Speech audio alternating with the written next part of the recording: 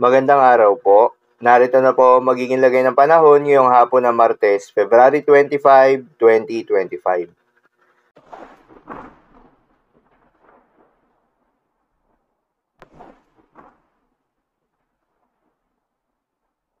Sa kasalukuyan at ayon sa pag-asa, Northeast monsoon o hanging amihan ang patuloy na nakakaapekto sa buong bahagi ng Luzon.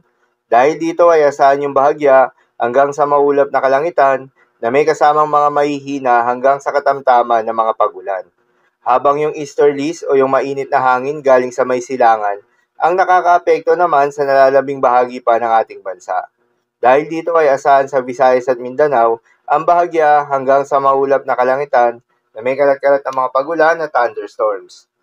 Magandang balita naman dahil ayon sa pag-asa ay wala pa rin tayong binabantayan na low pressure area o bagyo sa loob o malapit sa Philippine Area of Responsibility na maaaring makaapekto sa ating bansa hanggang sa susunod na 5 araw.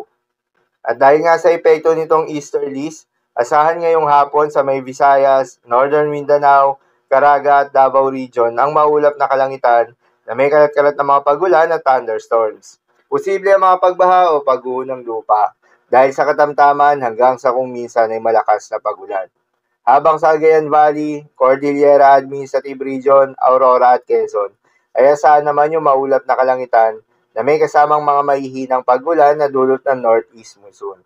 Habang sa Metro Manila at nalalabing bahagi pa ng Luzon, ay asahan naman yung bahagyang maulap hanggang sa maulap na kalangitan na may kalat-kalat na mga mahihinang pagulan na dulot din ng northeast monsoon. At sa nalalabing bahagi pa nga ng Mindanao ay asahan naman yung bahagyang maulap hanggang sa maulap na kalangitan na may kalat-kalat na mga pagulan o thunderstorms na dulot ng easterlies. Posible rin ang mga pagbaha o pagguho ng lupa during severe thunderstorms.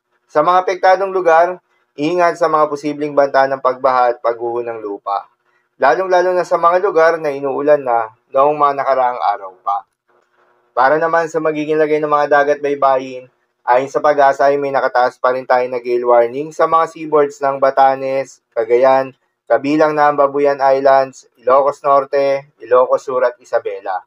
Kapag ganitong may gale warning, payo ng pag-asa ay huwag munang pumalaot yung mga kababayan nating mangingisda at yung may mga maliliit na sasakyan pandagat sa mga nasabing seaboards dahil inaasahan pa rin yung maalon hanggang sa napakalon na karagatan.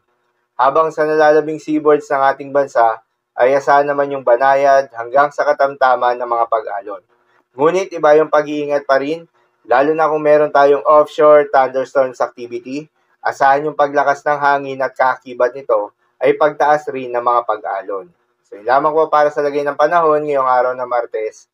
Keep safe everyone.